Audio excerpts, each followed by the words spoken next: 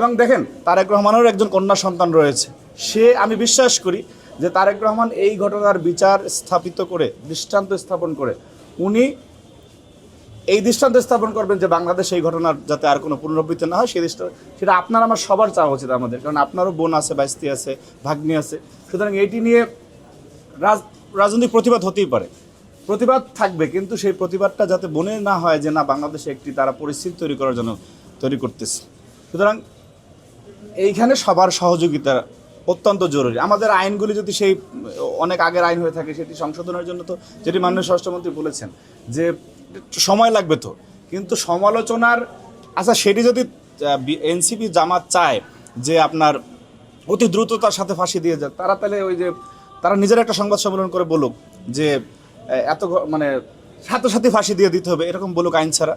তো ওই রকম 48 ঘন্টার মধ্যে ফাঁসি হলে তো এটিএম আজহারের এখন মনে করেন যে সংসদে থাকার কথা ছিল না, আপনার ইস্যুয়ে থাকার কথা ছিল, রাজপথে থাকার কথা ছিল না, তার তো কবরে থাকার কথা ছিল।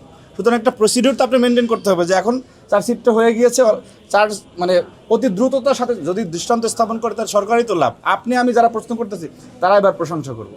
সুতরাং এই বিষয়টি আমাদের সবার সহযোগিতার মাধ্যমে এই বিষয় নিশ্চিত করতে হবে।